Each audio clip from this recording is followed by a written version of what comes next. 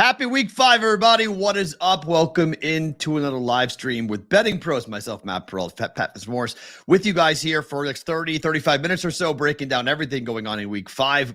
Buffalo and Jacksonville head to the fourth quarter, 11-7 in that game. Interesting, sort of a baseball type of score in that one. Pat, how are you on this week 5? I know you've been up and doing a lot of things. You're very busy on the morning of games. I appreciate you taking some time out. How are you on this Sunday?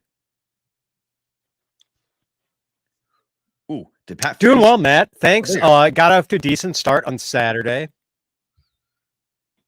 Oh, hey, sorry about that, Matt. Little technical glitch there. Yeah, man, I'm doing well. Got off to a good start on Saturday. Hoping to carry the momentum over to Sunday. Absolutely. Okay, so what we do here is we go through all the lines. It is the first bye week. If you are somebody, I don't play fantasy. I don't talk about fantasy. That's it with our fantasy pros guys, with Pat and the great boys over there. Do a wonderful job. But remember, bye weeks. There are 4 teams on bye weeks. Check your rosters because your players might not be eligible to be played. You may get a 0 on your play, so just go ahead and remind you on that. So that's obviously 2 fewer games on the docket. But we were talking Houston and Atlanta there before the show, Pat. I want to start right there, and we'll obviously keep an eye on Buffalo and Jacksonville. But the number now is 2.5. It opened up at 3.5. It went down. Money on Texans. The Texans came in. The total went from 41.5 to 42. So not a big move there. But how do you feel about the Texans? I'm pretty high on them. That they're part of the Wong teaser that was a teaser I gave out on the Juice last night, but it's going to become a Wong teaser because it qualifies, and there's nothing else that I like besides that. I do have a teaser in the late games, but what do you make of the Texans on the road today?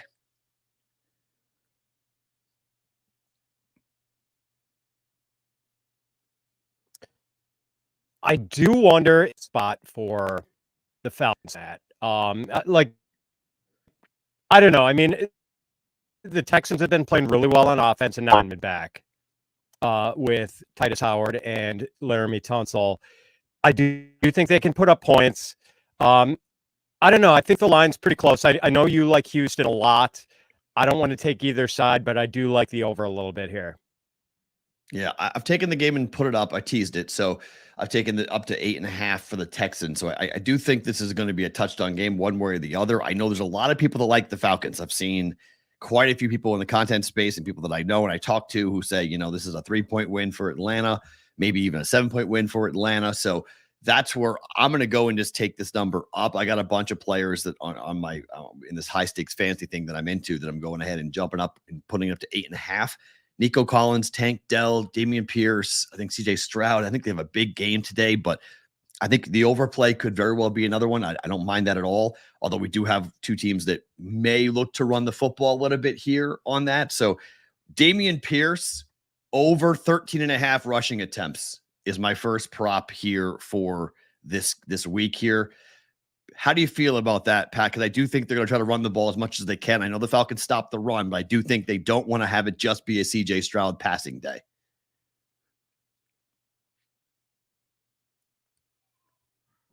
Yeah, I think you're right. And especially with those starting offensive tackles back, like I do think they strive for offensive balance. I like that pick, Matt. So we'll go with that. Okay. Troy, do you want to have Pat refresh? Will that bring him on, do you think, to make it be a little more consistent? Because he's on a pretty good delay, which is not typical, I know, from what we do at StreamYard. Maybe, I don't know if it could be on my end, though. I don't know if it's on my end or it's on Pat's end. But it looks like we have a little bit of a technical glitch with the maybe refreshing might help just a little bit on that. Yeah, let's go ahead and do that. That may be easier to go ahead and get Pat back on to kind of refresh it and click it back in as we roll through the game. We'll get to Carolina and Detroit. If you are playing in a Survivor League, this is one of the more consistent things you will see. Detroit is a extremely popular pick. That and the Miami Dolphins are the 2 most popular plays in terms of who's going to win. It's also the 2 biggest spreads that we'll see here, in terms of where we are going into the day. It's 7.5 at the open for Detroit. It's up to 9.5 now. 43.5 is the total. The total really hasn't moved at all in this game. It's been pretty stagnant, pretty steady. Right where the books open the number with, and maybe it's just because it's a good line, or maybe because people just aren't going to go ahead and bet it. They're not interested in the total all that much because you don't normally see 0 line movement on a total perspective, but you do see it go to the favorite, with Detroit going from 7.5 to 9.5. It's been as high as 10. And I think when you see 10, that's when you're seeing the pushback. People are kind of resistant to saying, okay, once the injury report came out for the Lions, there was some concern there that maybe there's not going to be as good of a situation there for the Lions that we would have liked. So that's one issue. Ooh, Pat's back. Are we better? I hope so, Matt. Oh, we're much better. We're good, much better. good. Awesome. Okay, now we're much better. Now there's no delay. This is great. Okay, so let's pick it up right there. Carolina, they were getting 10. It's down to 9.5. It was 9, ticked back up to 9.5. Lions are an extremely popular survivor pick. Anyway, Carolina wins today. I don't think so, Matt. But then again, we have not seen like a decent punch thrown from Carolina yet this season. And I feel like we're due for a decent Bryce Young game one of these weeks. I worry that this might be a little bit of a letdown spot for the Lions after their big win against the Packers last week. And just not a lot of firepower with this Lions offense without Amon-Ra, St. Brown, and Jahmyr Gibbs.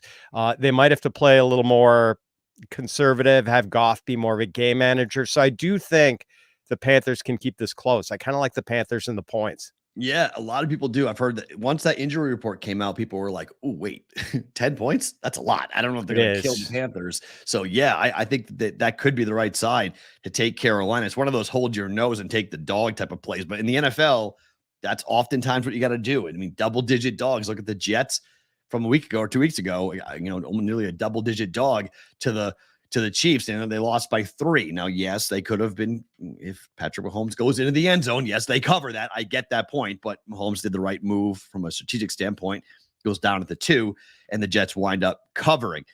The Titans and the Colts, AFC South matchup, the return of a guy who should have gotten this contract in the offseason. I don't really get the Jonathan Taylor thing. It's a little weird. Okay, you're going to make the guy miss 4 weeks. You're going to make up injuries, say he's a back injury. No, he doesn't. Yes, he does. They give him a 3-year deal, $25 million basically guaranteed. Pat, how much action from a fantasy standpoint and just from a game script standpoint, how much do you think the ball goes to Taylor today? I think it's probably a 50-50 snap split between Taylor and Zach Moss in his first game back. And then in subsequent weeks, I think they get it back closer to Taylor being the dominant force. But, man, it's going to be really interesting, Matt. Like, I can't wait to see the RPO stuff they can run with Anthony Richardson and Jonathan Taylor. But I think this game has some high scoring potential, actually, because both teams have issues at cornerback. And we know that the Colts love to play at a breakneck pace. They are taking the fewest number of seconds on average between snaps of any team in the league this year under Shane Steichen. And I think that's going to push the tempo of this game. And I liked it more when it was, I think, 42 earlier in the week, and I'm seeing it at 43.5 right now at DraftKings. I still like the under or the over, at 43.5. Yeah, I'm with you. I think this is my theory. This Colts team won't die. They were down 20-0 last week to the Rams at home, and they just won't die. And the Titans destroyed the Bengals, but I don't know how good the Bengals actually are, to be quite honest. I will get to that game a little bit later on.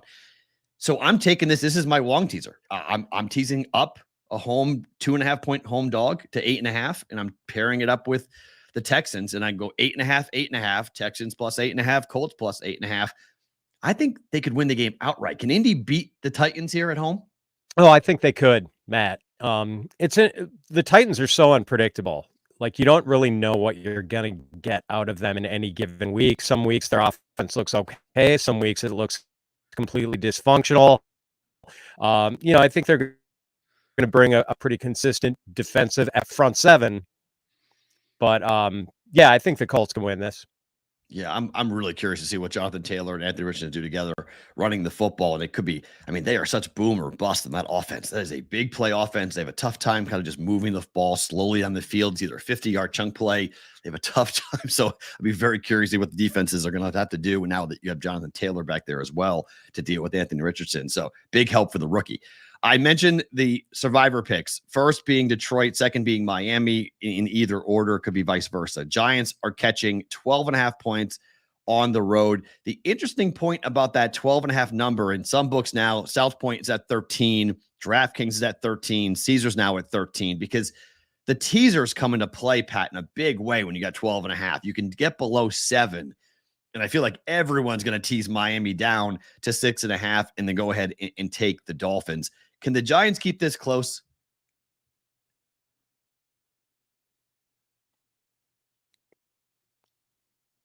Did we lose Pat? Maybe we've lost Pat. Did we lose him again? We lost Pat again. Okay. We'll see if we can get back. I don't know what's going on. His internet is not cooperating at the moment. It's kind of the way that it works. Unfortunately, gremlins get in the system and then who knows what's going on. But I was surprised. 12.5. This uptick in the number, I think, is strictly because they're trying to protect with the teasers. So when you're trying to protect teasers, 13.5 down to 6.5 or to 7, it at least protects the books. If they win by 7, which is a likely outcome, then you're talking about a chance, to get a push on the teaser. So with a 2-leg teaser or more. So I'm not surprised this number went to 13. I don't think the number goes higher than that, but I even looked at it this morning myself and I was like, wait a minute. Yeah, at 12.5, pull this down to 6.5. That's not a bad teaser at all to get with Miami now at 13.5. But there are still some books. I mean, Superbook, as I mentioned, is at 12.5. Circa's at 12.5. I've not seen where FanDuel is. Last check, FanDuel was at 12.5, but they're not on my odds screen at the moment. All right, Patriots and the New Orleans Saints. J.C. Jackson will play for the Patriots after acquiring him for a trade. Man alive. I don't know what to do with this game. This is a weird game. It's the number is at some places it's up to 2. Most are at 1.5. 2 points seems to be the height. When you get to 2, the money comes in here on New Orleans, and it drives it back down to 1.5 for the Patriots, whose offense has been absolutely anemic. There are a lot of boo birds ready to be thrown down on this Patriots sidelines at Foxborough and Gillette today. If they don't perform the way that they're capable or they should play, it could be really, really bad for the Patriots here. The Saints defense is good. I'm not in love at all with the opportunity for the Patriots to win this game. All right, Pat's back. Saints, Patriots. Who wins? Not touching this one, Matt. Right? I feel like this is an absolute coin flip. I just have no feel for this one. It's really, I know I don't either, really. I mean, I'm not touching the game either. I'm not even teasing it. I'm not touching the 38, although I do lean towards the under. Opened at 40.5. It's come down to 38.5 now, but J.C. Jackson coming back for the Patriots, but I just don't know what that Patriot offense does against the Saints. It could be a 12-10 type or 15-10 type football game, just like the Jets game was. It's the Patriots probably win because of the pressure on Belichick and the pressure on Mac Jones. But if they don't, yikes, this might be a long season for the Patriots. The game that I'm the most excited about early is Baltimore and Pittsburgh. So this number is up to 4.5. The total is at 38.5 still. I'm on the under, Pat, in this game. I just think neither offense will do all that much here against the opposing defenses, even with the injuries. Very concerned about Kenny Pickett, him not being healthy. My Pittsburgh people say they would have rather seen Mitch Trubisky take the 1 snaps all entire week and then play this game. How do you feel about the Steelers' chances at home tonight? I'm kind of with you, Matt. I think this is going to be a classic AFC North rock fight, and it does feel like an under game. I like this Pittsburgh offense has been so dysfunctional, and I don't think we can count on Matt Canada to come up with a solution. And so, it's hard to pick Pittsburgh in this game. Like getting this many points in a division game against their arch rivals, it feels like the spot where you should be on Pittsburgh. I don't want to be on Pittsburgh with the way they've played. Right. Like other than their pass rush being okay, that's about the only thing we've seen functional out of this Steelers defense. They can't cover, they can't stop the run, and they can't move the ball. That's all? Exactly. That's all? I don't know. Matt Canada's coaching for his job. The Steelers have a bye week next week. If they can't move the football and if they don't perform the way they're capable of performing against this Ravens defense, which has some major injuries all over the place in the secondary, on the defensive line, if they don't look like a competent offense here, if Najee Harris doesn't get the football today, man, I think this is the Steelers never do this. They never fire a coach midseason. They're adamantly against any changes, but even Mike Tomlin has said changes might be needed. And in the offseason, people were furious that Matt Canada was kept. Now going to the bye week, you have to wonder if this offense, they lose the game and the offense does not perform. You have to wonder if Matt Canada gets let go during the bye week. Yeah. Could happen. Absolutely. To the late slate we go. Cincinnati and Arizona. I am teasing this game up, Pat. I'm taking this from a 3-point number to a 9. Home dog, Arizona Cardinals +9 against Cincinnati. I don't know what to make of this. I've seen people take the Cardinals outright in this game because Joe Burrow's not healthy. My other prop bet is Joe Burrow under 2.5 rushing attempts because I don't think he's going to move at all here.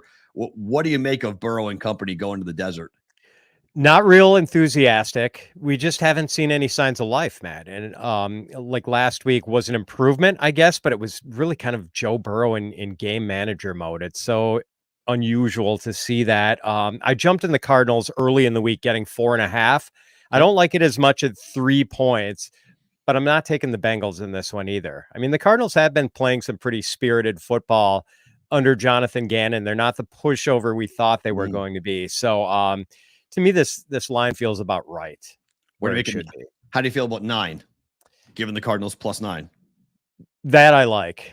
I think they can hang. I don't think the Bengals have the firepower to blow the Cardinals away.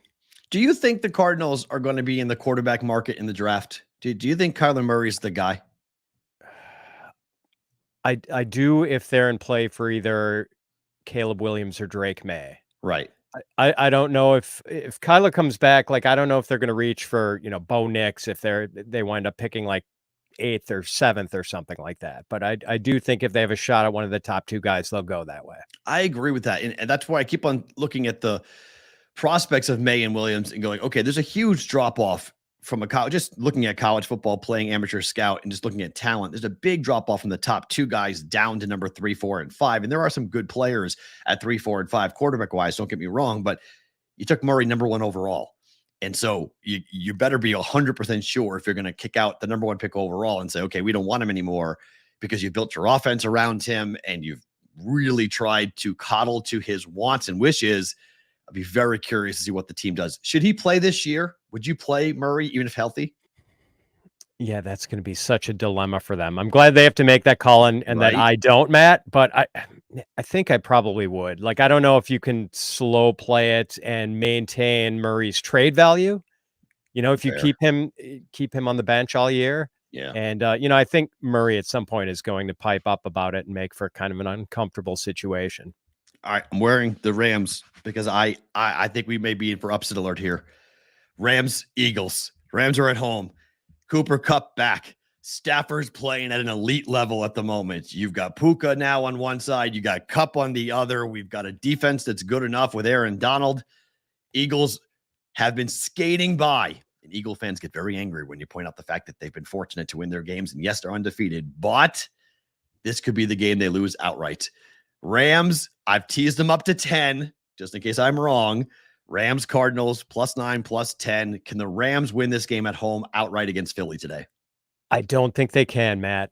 We might be on opposite sides of this one. I actually like Philly. I mean, I just think so far the Rams have been much scrappier than we thought they were going to be. We thought this might be one of the worst teams in the league coming in.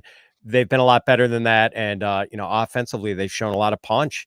But as much as we have been disappointed in the Eagles so far, we thought they were going to be a bully, and they have not been a bully to this point. I still think they're the much better team in this game, and I'm willing to lay the 4 points here. Do you think Cooper Kupp is as effective as he has been before the injury today?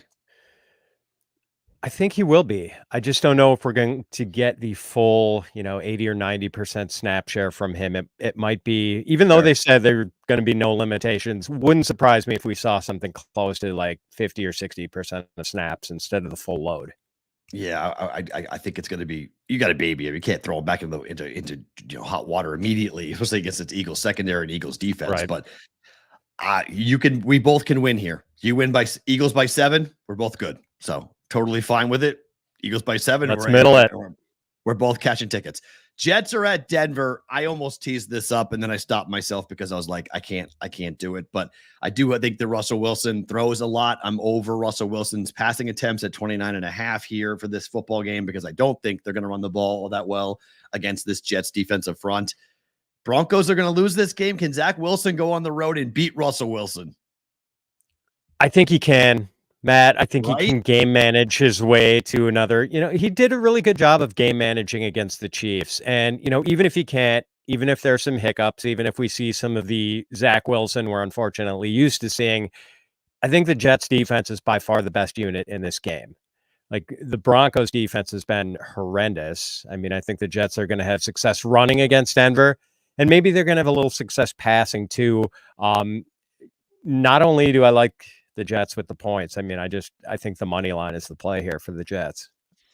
Unbelievable if this happens. I mean, I'm pulling for the kid. I hate the Jets. I absolutely cannot stand the Jets, but I'm pulling for Zach Wilson. I love underdog stories like this because everyone, including, the owner, everyone's just has dunked on this kid for 2 years plus.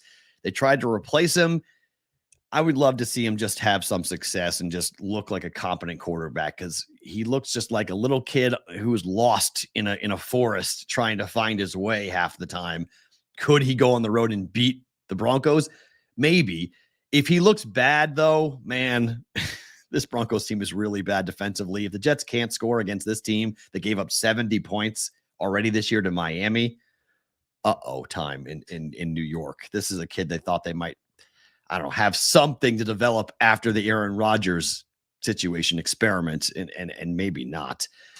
KC's on the road at the Vikings. Number is 3.5. The books don't want to go to 3 because they're going to get buried with Chief money if they go to 3. Vikings are at home here.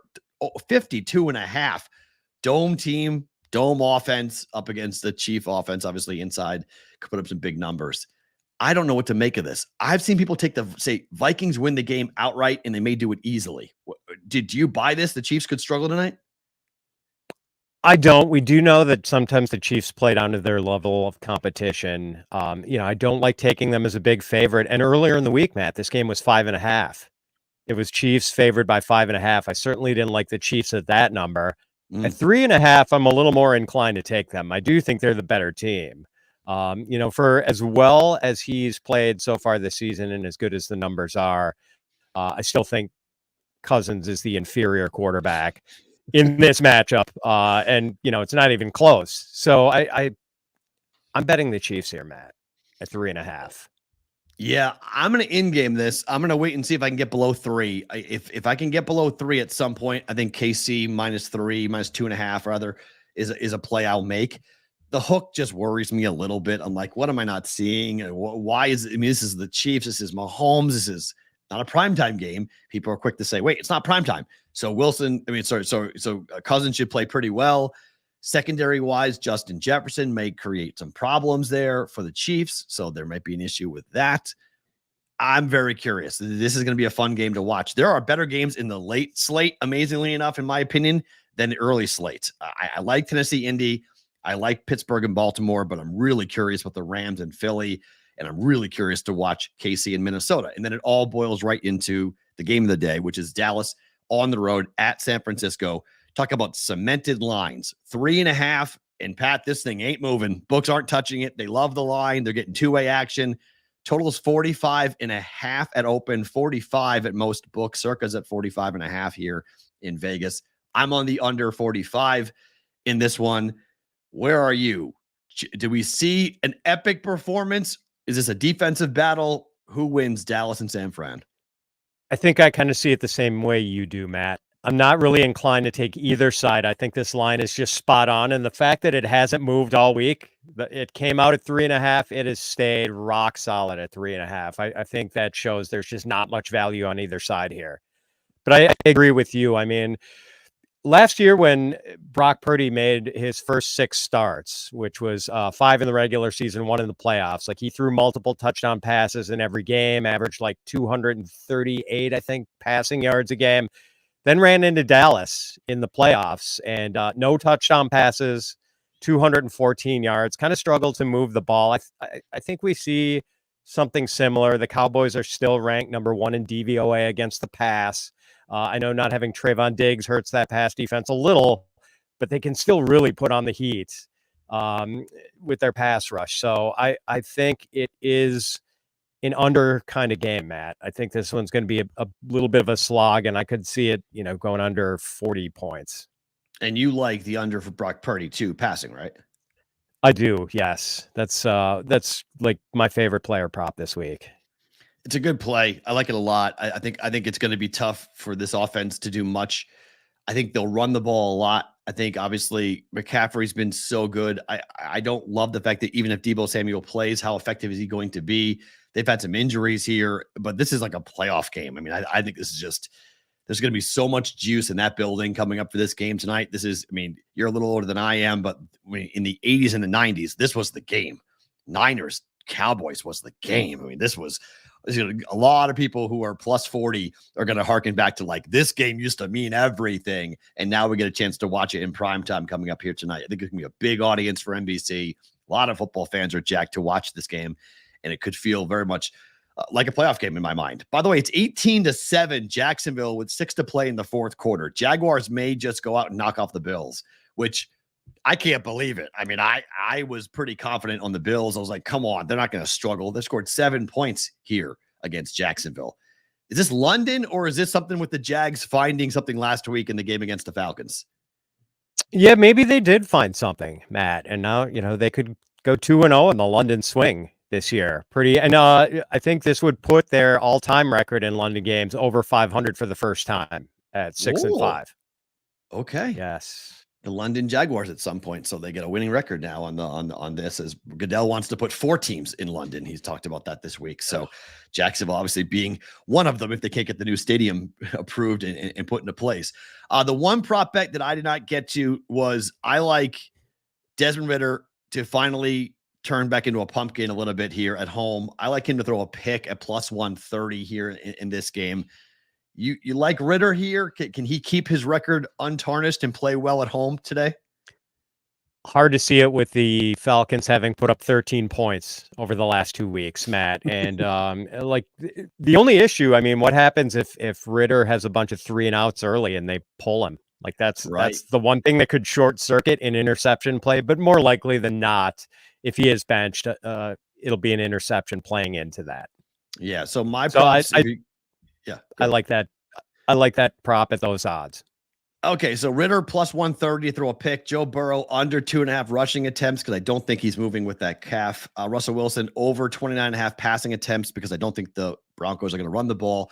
And Dameon Pierce over 13.5 rushing attempts because I do think they're going to have to run the ball here and not make it entirely on the arm of CJ Stroud. For you like Brock Purdy. What are the other props you like today, Pat? Yeah, I like Brock Purdy under 247.5 passing yards, Matt. I also like DeAndre Swift over 63.5 rushing yards. Like we've seen him really pile up the rushing attempts lately. Like he is the main man in this offense. The Eagles want to run and they have the best offensive line in the game. So I do think he's going to go over 63.5. And I like DeAndre Hopkins over 53.5 for the Titans. We don't have Treylon Burks this week, and the Colts outside cornerbacks are not good. Like they've got some issues covering outside receivers. So they've given up big games to outside receivers each of the last 3 weeks, I believe. So I think Hopkins is going to have a nice day today. So I know you guys have all kind of looked at the Wong teaser, either come here to fade or follow it, either or. I'm 1-3 on the Wong teasers. Hit it finally last week. I'm back on it again with the Titans and the Colts. That was a juice play that turns into a Wong teaser, plus 8.5 for both the Texans and the Colts here. So that's the Wong. I've added a personal where I've taken the Cardinals plus 9 and the Rams plus 10. So kind of a reversal as to how I normally do this. Normally it's on the juice, I give out a personal, and then here I give out the Wong. Well, the Wong went out last night, and so I'm adding the personal here with a plus 9 and plus 10. So liking dogs today, juice, giving them extra points. Home dogs in particular as well, and divisional dogs too. If you want to involve the Ravens number is not where I want to tease it because it's only been 5. It's coming back down actually. And you're seeing Steeler money come in here. So I was going to talk about that. You could take the Steelers from 5 and give them 11 points. And I don't hate that. I know Lamar's playing all worldly, but Steelers at home against the Ravens, it's always a 1-score game one way or the other. I don't care who's playing quarterback. I don't care who's out there. It's just the way these two teams play. So that's one thing to watch. If you want to play around with that game, you can as well with these low totals. I mean, are we going to see an under day? Because all these totals are super low, Pat. Oh, it's feeling that that way, isn't it, Matt? I mean, it's just like I think we'll see a couple games with fireworks. Yeah. I do think Chiefs Vikings promises to be a high scoring affair. I think Miami's going to put up points on the Giants, and maybe I do like the over in that Titans Colts game. But yeah, a lot of these games look like they could be just played in the teens. 42, 43, 47, 38 and a half, 38 and a half, 45, 50 and a half, 42 and a half, 52 and a half, and 45. Those are your current totals right now here on a Sunday for games that are about to kick off. So the NFL is not expecting much. We're expecting some pretty low scoring, hard fought football games. We'll see how that goes. So thank you for being here, guys. We appreciate it. Pat, anything we missed that you liked today? No, that's about it. I mean, I really like the Jets today. Jets, Eagles, and Titans Colts over are my 3 favorite plays of the day. Jets plus 2.5. Let's go, Zach Wilson. My gosh. Zach Wilson beats Russell Wilson is going to be a very interesting post-game press conference in Denver. A lot of Denver media is going to be. I mean, this is one of those games where they put it in the win column. Once they saw the loss of Aaron Rodgers, it was like, oh, okay, we're going to win that game at least. We may not be a good football team, but we'll beat the Jets at least. Even the Patriots have beaten the Jets. You don't beat the Jets today. Time in Denver. Pat, always a pleasure. Thank you for being here. Really appreciate it. For you guys who have not downloaded the BettingPros app, this is where I get my player props. The prop bet cheat sheet is absolutely phenomenal. You can sync and track your bets as well, view performance across sports, bet types in all different books. You can follow other users and also tailor bets when they're on a hot streak. It's a very unique and very cool feature that it tells you when someone's hit 4, 5, 6, 7 bets in a row. Really cool. And you also can see how your betting instincts are stacking up against others. Track your bets, sync it up, and be able to go and use that prop bet cheat sheet, which is very cool. You could break it down by percentages, break it down by cover percentages. It's a very cool tool. I use it to find my player props. So can you. Download the Betting Pros app in the App Store or Google Play for free today. For Pat Fitzmaurice, I'm Matt Perrault. For Troy Bay in the back, thank you for being here. Next week, same place, same time for week 6 of the live stream for Betting Pros.